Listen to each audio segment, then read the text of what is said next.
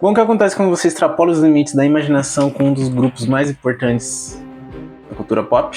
Você tem uma das melhores fases de todos os tempos da equipe. Quatro Fantásticos!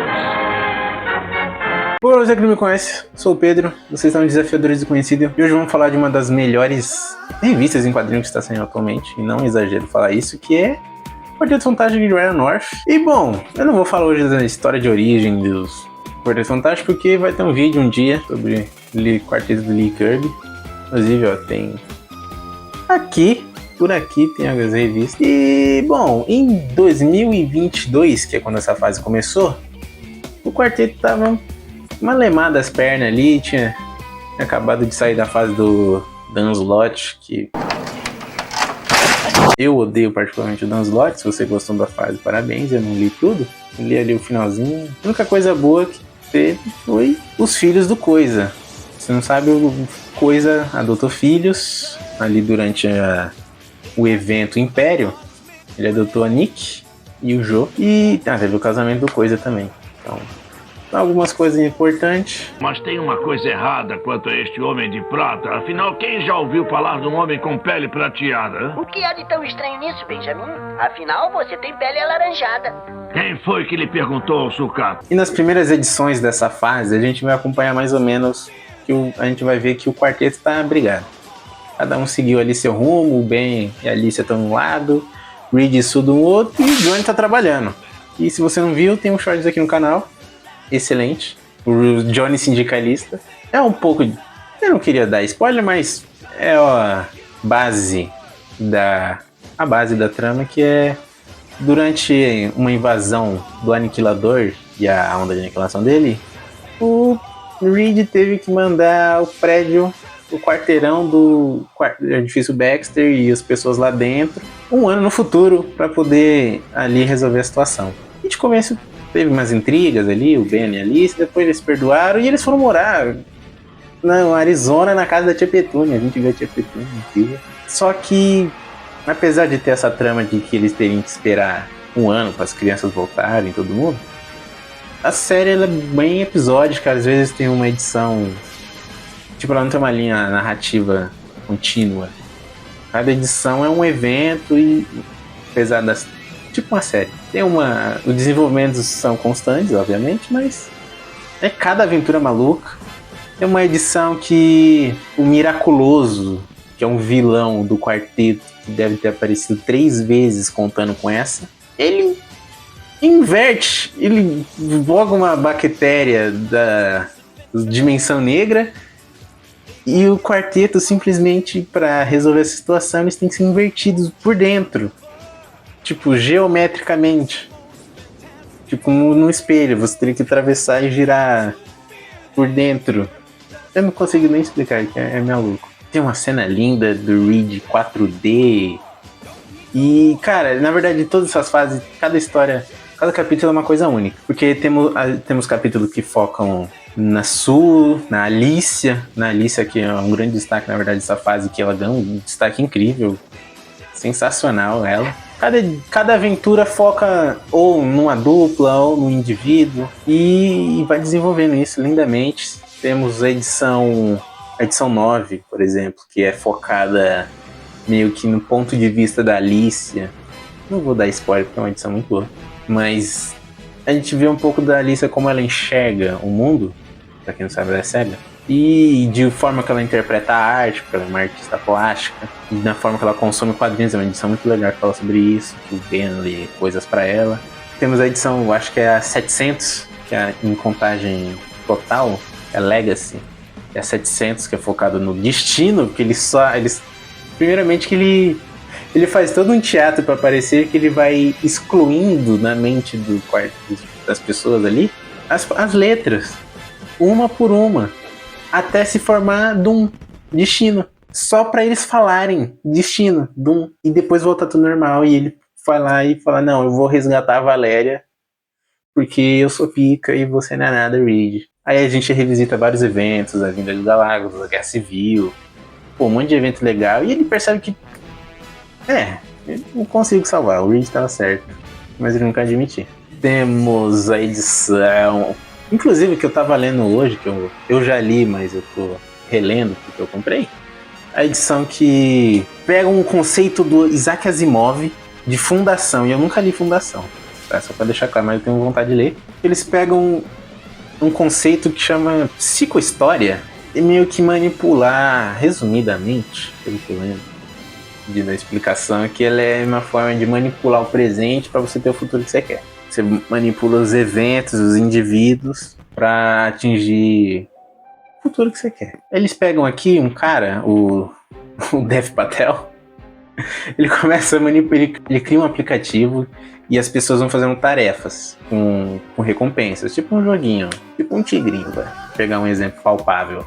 Aí o pessoal, fala com o vizinho, tu ganha 10 moedas. Você pega 10 tábuas de madeira e leva no calçadão, 20. Aí as pessoas vão fazendo isso, ganhando recompensas. Só que esse algoritmo, ele ganha consciência, porque aqui na história é trabalhado esse conceito da cérebro chinês, que é basicamente quando indivíduos se tornam como neurônios de um cérebro maior. Imagina que cada pessoa se comunica pelo celular, via rádio, walkie-talkie, com outra pessoa. E isso forma uma rede. E essa rede forma um cérebro total, igual neurônios. Neurônios, vários, formam uma rede que forma um cérebro. Aí eles começam a questionar esse negócio. Tanto que a primeira página é questionando isso se ele pensa, como que seria isso, e a gente vai ver que é uma história muito linda, que é a história que quando as crianças voltam, já dando fome, tá? Mas vamos ler. Mano, você cria empatia, você se emociona, se comove com uma IA, uma consciência meio que coletiva. Não é coletiva, porque ele é individual, mas ela comanda as pessoas. As pessoas comandam ela, que comandam elas mesmas. Enfim, fica um negócio interessante que ela vai usando as pessoas para se comunicar com o quarteto. Só que no fundo essa IA só queria... Não vou falar. Não vou falar. Porque isso aqui, essas histórias, esses volumes ainda são excelentes.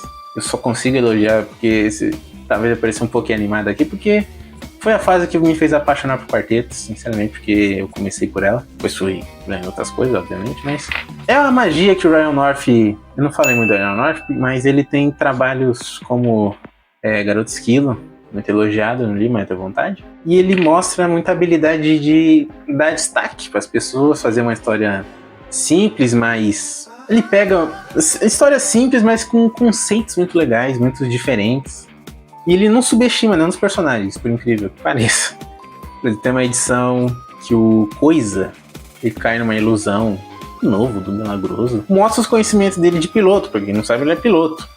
Ele não é só uma anta, ele não é o Brutamontes, aí ele mostra que ele conhece de física, igual um piloto tem que conhecer. O Johnny, que entende muito de mecânica, carros, termodinâmica, por incrível que pareça. A Sue, que minha querida Sue, que ele estabelece que ela é arqueóloga e ela é foda, a Sue é foda nessa história, nessa fase, ela é incrível. Tem uma história, eu não ia me alongar mais, mas tem uma história incrível, como é que eu ia esquecer?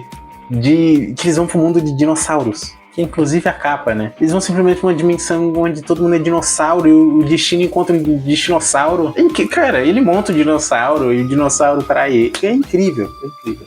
Leiam. Eu falando, aqui, mas esse vídeo é basicamente uma propaganda para essa história. Leiam Quarteto Fantástico de Ryan North. Eu falo isso desde que eu comecei a ler. Eu recomendei para algumas pessoas que eu converso no Twitter, como o Metroid. Converso sempre possível, porque é o Zecas, grande amigo. O Kaique também, que ele parou de ler, mas eu sempre forço ele a voltar, mas quem sabe. E bom, eu só queria vir aqui mesmo fazer esse vídeo e falar do quão bom é essa fase.